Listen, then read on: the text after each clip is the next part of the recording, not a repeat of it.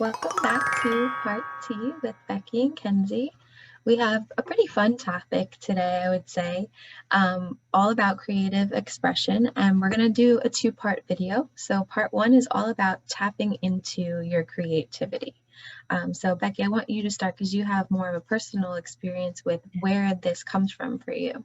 Yeah, I love this topic because I am super creative. You are super creative. So we got a lot of good stuff in here. Being creative, we might jump around as usual. That's part of being creative, but I wanted to first talk about, I know I talk about this a lot because it's a personal experience, but your thyroid. I'm now advocating for thyroid health, and anytime I can talk with people about these little things because it's so important. So the thyroid um, controls the entire body. So it's a very, very important to have a balanced and healthy thyroid. The thyroid is connected to your throat chakra, which is your self expression and part of your personal power. So, one of the crystals, because you know we love crystals, lapis lazuli, hopefully I didn't butcher that name, I have is a it right crystal. I don't know. here. I can't remember if I actually have this crystal or not. I have Get rid of being like it right. squirrely, I squirrel my crystals. Yeah. So I have like crystals everywhere, some in bags, some, I don't know. But that particular crystal will harmonize the thyroid. And I'm not going to really talk medically about some things with the thyroid, but I want you guys to look up the connection between stress and the adrenals with your thyroid and look up the connection of what that truly means, what that looks like. There's something called adrenal fatigue that can sometimes be confused with a thyroid condition because, like, you're tired. The symptoms can be similar. Um, with me, with the hypothyroidism, the spiritual or emotional feeling to that is a stuck feeling, right? So it's like hypo is sluggish, hyper is overactive. Mhm. Um, the emotions tied to the thyroid are anxiety, depression, unusual nervousness, and mood changes. And this is something that I learned from my endocrinologist because untreated thyroid conditions such as Hashimoto's or hypothyroidism can put you into a severe depression. So it, like, the longer it goes untreated, you can, so like when we talk about clinically like anxiety, depression, antidepressants and all that, um, there could be a connection to the thyroid. So I always like to say, like, check your thyroid with all these things. A book recommendation for anyone who maybe has Hashimoto's or hypothyroidism. One of the books that helped me, one of the books that gave me anxiety but also helped me was Hashimoto's Thyroiditis Root Cause by Isabella Wentz. Because you guys know I am a root cause hunter. I will hunt for root causes to know why. I think being maybe that's part of being creative, where we're like asking questions or Yeah, it's creative. like the exploration of it. Yeah. Yeah. And then the other thing that I wanted to mention, because I remembered this from when I always tend to look up, I like to know physical causes of um, disease or dis-ease, but I also like to know the spiritual and emotional side to that. So one of the gurus that I've followed for many years, she's helped me with my own healing, um, is Louise Hay. But unfortunately, she passed away in 2017, but she died of natural causes. She lived a very, very long life. So she had said, so as I was saying, Louise Hay said that thyroid problems are all about creativity being blocked. Many women feel torn by the pressure to be all things, and their creative selves get blocked. they stop expressing themselves as well. So I thought that that was really interesting, the connection with the thyroid and being creative. So Yeah. that's why I wanted to mention this. Okay, so our first section about creativity is how to tap into your creativity. So this has a lot to do with your inner child. A lot of times we lose our playfulness because of the responsibilities of just being an adult. So my advice to tap into your inner child for your creative expression is to try to worry less and play more, because that's what kids do, right? So let your brain take a break from the responsibilities of being an adult, and whatever that looks like to you, whether you read a book or you color or you play a game. I found it interesting that actually Facebook, the company, allows their employees to actually play with Legos throughout the day to kind of get their creative juices going. And taking this little momentary time away from your duties that you have to do can really lessen the anxiety. And then when you come back to work, you have this increased focus and you can really, tackle your tasks a lot better because there's not this fatigue that we talked about. So it really sparks creativity when you are playful throughout your day. The next thing to tap into your inner child for creativity is to stop trying to be right all the time. I think as an adult, we want to, you know, be a model for people and make sure we're not saying anything wrong. But when you're okay with being wrong, I feel like that's when you come up with your most original ideas, because rather than trying to think of something that people want to hear, you're thinking about just an original idea without the consequence of being wrong. So just thinking freely and taking more chances with your answers to things or your solutions to things without trying to be right can really spark this creative solution. Um, the next thing is kids are always asking, why, right? That why is the sky blue? Why do birds sing? Why this? Why that? Why is the number 3 after 2? So they're very curious. Their minds are very curious. And I think we lose this curiosity again as we get older because we get into a routine of whatever it is and we lose the ability to question things because that's the way it always is or whatever the reasoning is. So when you question how the world works, it actually gives you more of that childlike curiosity.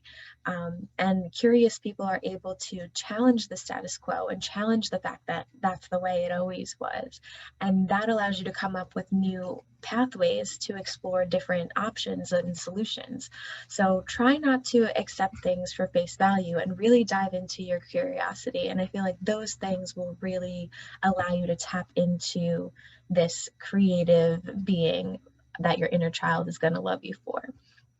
The next thing I have is creativity sometimes doesn't always come from a positive place. So we have to create safety for ourselves when we are creating.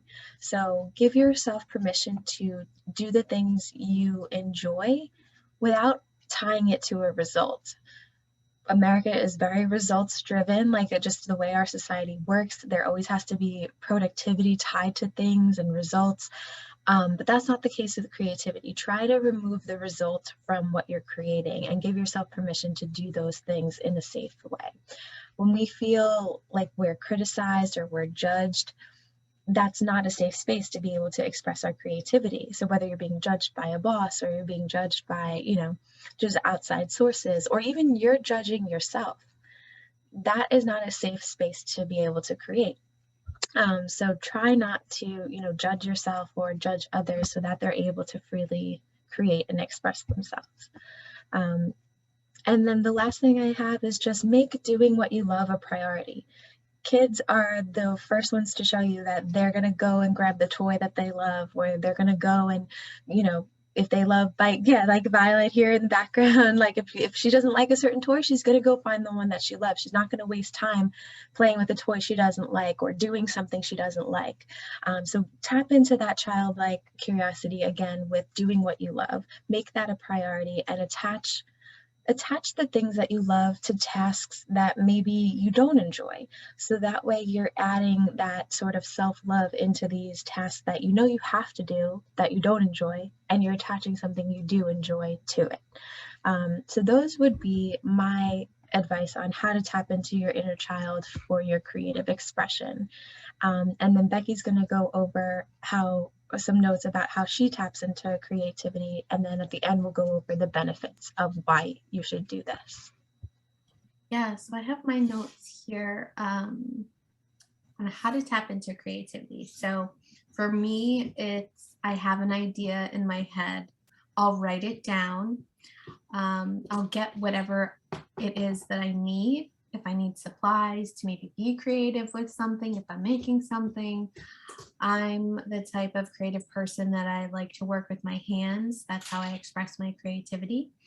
Um, or I've also done this as well. I will go in the garden and pull weeds. For whatever reason, it's just a very grounding, relaxing. My mind slows down, so it's really relaxing and almost I don't want to say it's like meditating, but it's a really relaxing um, chore, I guess you can say, to pull weeds. And it also can help you get back to focusing on creating something. I've gone for hikes in the woods, and I love places that I can be in nature, in the quiet. And when I say quiet, there's two particular places that I've been where I always say the silence is deafening because there's no hum of electricity or telephone poles. There's no cars making noise. It's there's not even really animal like birds chirping or anything like that. Those two places I've been is Arches in Utah and Monhegan Island, which is an island in Maine, but it's like 10 or 12 miles off the coast of Maine. Though, and that Monhegan Island, a lot of the land is untouched. So from hundreds of years ago, like they have a little historical museum. They have photos of like, I guess like the beginning, the 17, 1800s, and then what it looks like now, and the landscape hasn't changed. And I thought that's really cool because it's protected land. And those are really two places where I was able to, and in the beginning, it's uncomfortable. That silence, when it's that quiet, your mind starts to get really loud and the chatter can be really loud. But just soak it in, take some deep breaths, observe your surroundings and just be present. Like look at the trees, look at the red rocks, you know, in Arches. And Arches, I didn't think I would find that there because it's a very touristy place. But we were able to find one spot on the map, you know, going to all the little stops. There was one spot and there was no people. And I said to my husband, I'm like, pull the car over. There's no people, you know. And I jump out of the car and we walk a little bit.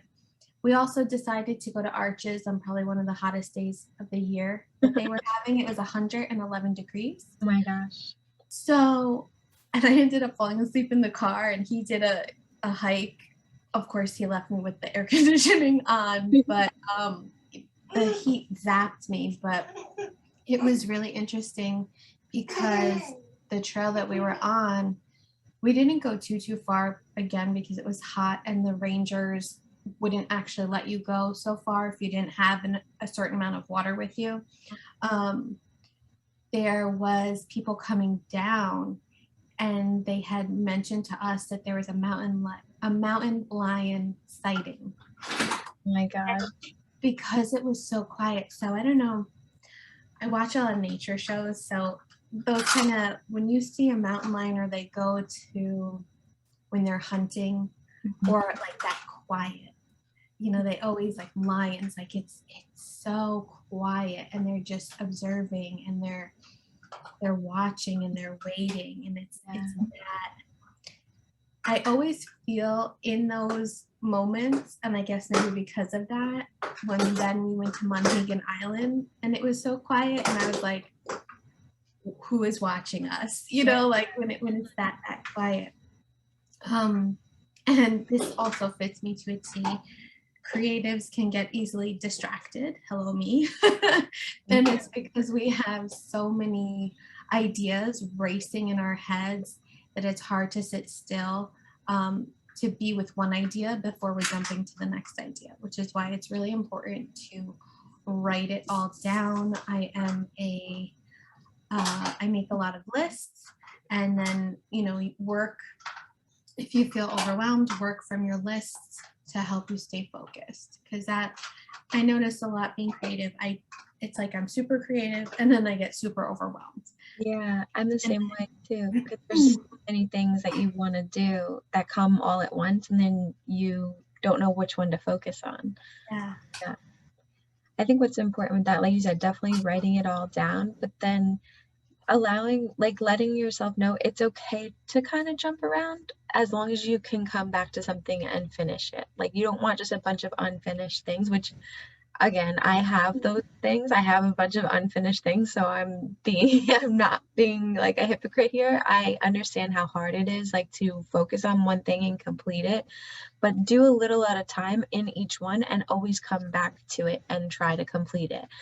You don't have to see a whole project all the way through before you move to the next one, because it's just like, for the way that me and Becky work especially, like, I know we're always like thinking about the next thing and jumping around. So it's okay to jump around, but just make sure you go back and try to finish off at least one. Even my notes for this was, I had to put them in order because I was jumping every which way. And I was laughing. Yeah, because I think I texted you last night, coincidentally, at 11:11. I saw that this morning. And I was like, oh. And I was like, oh, I just dropped all my chaos notes into Google. That's I do notes too, like for anything, like, it doesn't have to be in order when you first write things down. Just write it, get everything out first, and then reorganize it into a list that makes sense. Because if you try to organize it from the start, you're going to forget to write everything down, and you're just not going to be thinking creatively. You're going to be thinking in an organized way. So it definitely helps to just blurt it all out and then organize later. But I'm going to go into some of the benefits of tapping into your creativity, because I think tapping into creativity benefits multiple areas of your life. It's not just your creative projects that it benefits. Being imaginative and tapping into that inner child really helps come up with alternative solutions for anything in life.